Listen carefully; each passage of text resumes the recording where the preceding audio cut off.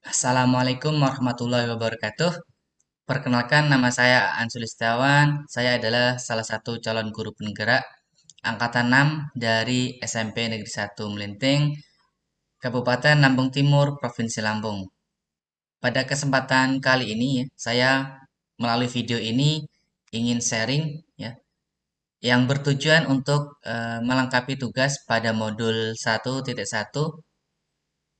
tentang koneksi antar materi, yaitu kesimpulan dan refleksi modul 1.1 yang membahas tentang refleksi filosofis pendidikan nasional Ki Hajar Dewantara.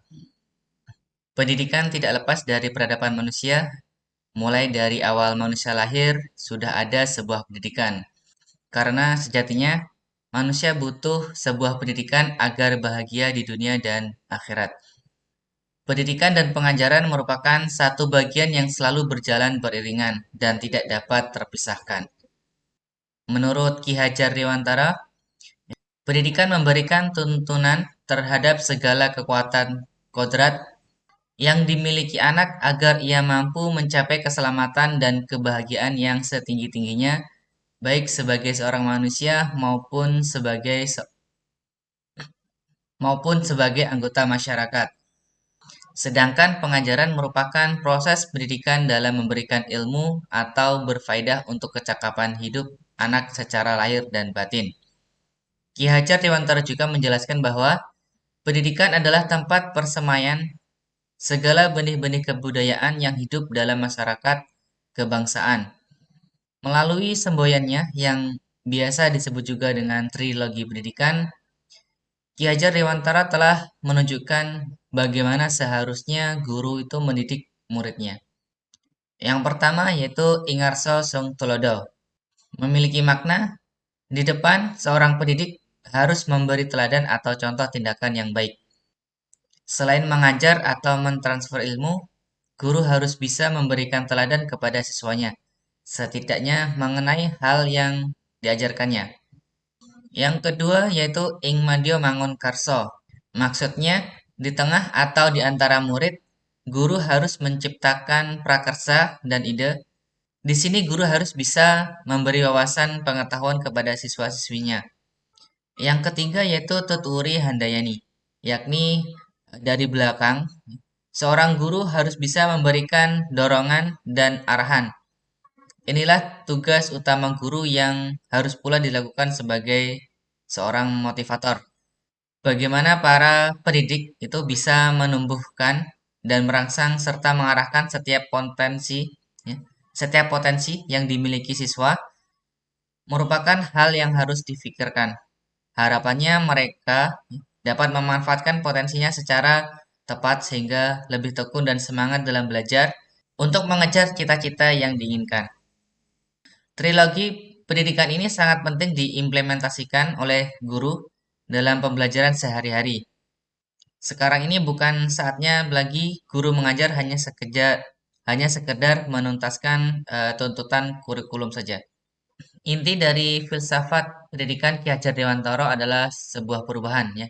Pendidikan harus terus bergerak berdasarkan kodrat alam dan juga kodrat zaman. Berikut ini merupakan kerangka perubahan Ki Hajar Dewantara. Yang pertama berkaitan dengan kodrat keadaan, yakni ada kodrat alam dan juga kodrat zaman. Yang kedua yaitu prinsip perubahan, yaitu asas trikon berupa kontinuitas, konvergensi, dan juga konsentris ya. Dan serta apa yang diharapkan harus berubah ya, yaitu adanya perubahan budi pekerti bagi anak-anak. Untuk lebih jelasnya mari kita bahas satu persatu ya. Kodrat keadaan ya. Ki Hajar Dewantara mengingatkan kita untuk tetap terbuka dan mengikuti perkembangan zaman yang ada, namun tidak semua yang baru itu baik, jadi perlu diselaraskan atau disaring ya. Indonesia memiliki potensi-potensi kultural yang dapat dijadikan sebagai sumber belajar.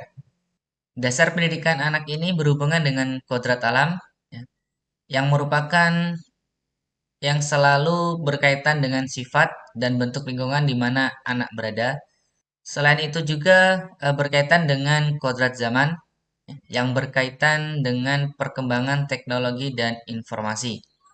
Artinya setiap anak sudah membawa sifat dan karakter ya atau karakter masing-masing. Jadi sebagai guru tidak bisa menghapus sifat dasar tersebut.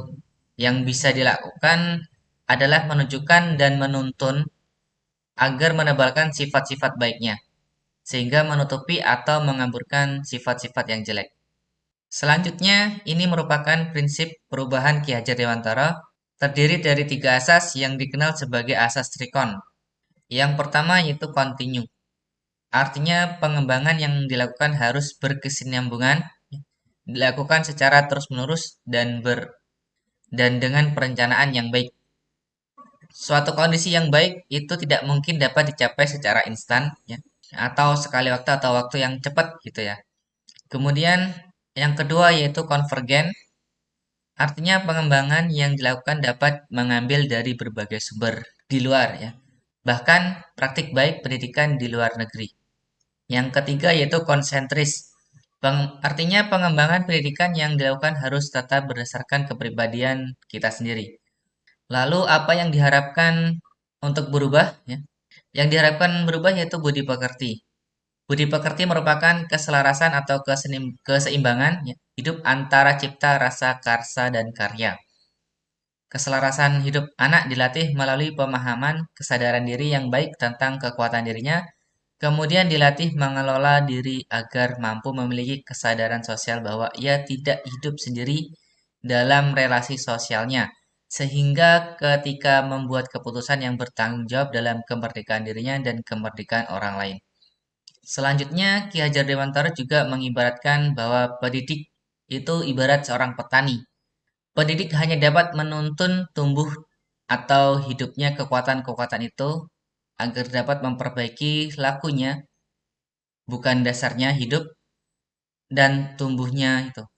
Hal ini dianalogikan sebagai seorang petani, ya. Petani yang menanam padi misalnya, itu hanya dapat menuntun tumbuhnya padi. Ia dapat memperbaiki kondisi tanah, memelihara tanaman padi, memberi pupuk, ya, air, membasmi ulat atau hama atau jamur yang mengganggu padi, dan lain sebagainya. Meskipun pertumbuhan tanaman dapat diperbaiki, tetapi petani itu ya itu tidak dapat mengganti kodrat padi. Padi tidak bisa diubah menjadi jagung ataupun tanaman yang lainnya. Begitu juga dengan murid, tidak ada yang dapat mengubah kodrat alam anak karena anak dilahirkan dengan kodratnya masing-masing dan dasar jiwanya masing-masing. Guru hanya dapat menuntun bagaimana cara guru menuntun akan membawa pengaruh yang sangat besar terhadap tumbuh kembangnya anak-anak. Jadi yang terjadi sebelum saya mempelajari pada modul ini yaitu guru sebagai salah satu atau satu-satunya sumber ilmu. Ya.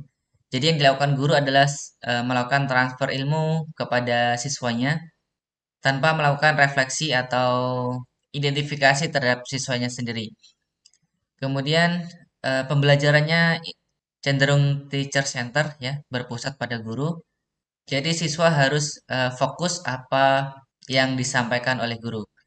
Kemudian keberhasilan siswa itu diukur dari nilai ya yang diperoleh selama kegiatan pembelajaran, misalkan dari nilai-nilai tugas ataupun nilai ulangan yang diberikan. Jadi nilai siswa yang dengan nilai yang tinggi atau melampaui KKM ketuntasan minimal maka dialah siswa yang berhasil. Kemudian yang perlu dirubah ya, yang berubah dari pemikiran ya dan perilaku setelah mempelajari modul yaitu anggapan bahwa siswa adalah subjek pembelajaran. Siswa perlu diberi kesempatan yang seluas-luasnya untuk mengungkapkan ide, kreativitas, dan berinteraksi dengan lingkungannya demi memperoleh pengalaman-pengalaman belajar yang baru. Kemudian siswa bukanlah bejana kosong yang bisa diisi dengan berbagai jenis air. Ya. Namun siswa adalah energi potensial yang perlu diubah oleh seorang guru dengan menggunakan alat, lingkungan, dan juga ide ya, yang mampu mendorong siswa itu melakukan interaksi yang produktif dan bisa memberikan pengalaman belajar yang dibutuhkan. Yang kedua, kegiatan pembelajaran itu harus menyenangkan karena dunia anak itu adalah dunia permainan sehingga kegiatan pembelajaran anak itu harus menyenangkan. Sehingga kegiatannya itu nyantai dan juga tidak membebani siswa. Yang ketiga itu guru adalah penuntun. Ya, dalam proses menuntunnya, anak diberi kebebasan namun pendidik ya, itu sebagai pamong dalam memberi tuntunan dan arahan agar anak tidak kehilangan arah.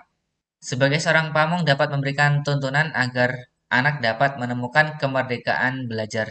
Ya. Lalu yang perlu diterapkan, yang harus dirubah, ya, yang segera harus diterapkan dalam kelas agar mencerminkan pemikiran Ki Hajar Dewantara yaitu yang pertama mengidentifikasi kebutuhan siswa agar sebagai guru itu tahu apa yang dibutuhkan siswa, yang diinginkan siswa, sehingga guru itu mudah dalam menetapkan metode pembelajaran. Yang kedua yaitu berusaha menjadi guru penuntun atau menjadi guru pamong agar dapat memberikan arahan dan tuntunan kepada siswa agar siswa tidak kehilangan arah. Yang ketiga, merancang pembelajaran yang menyenangkan. Ya, tujuannya tentu untuk membuat siswa itu nyaman dalam mengikuti pembelajaran. Yang keempat yaitu menerapkan student center atau kegiatan pembelajaran yang berpusat pada siswa. Jadi siswa menjadi pusat dalam pembelajarannya. Oke, terima kasih Bapak Guru hebat telah menyimak video ini. Mudah-mudahan kita semua menjadi guru-guru yang menginspirasi bagi anak-anak kita, bagi siswa-siswa kita, dan juga menjadi guru yang selalu dirindukan oleh siswa kita. Sekian, salam guru hebat. Saya akhiri, wassalamualaikum warahmatullahi wabarakatuh.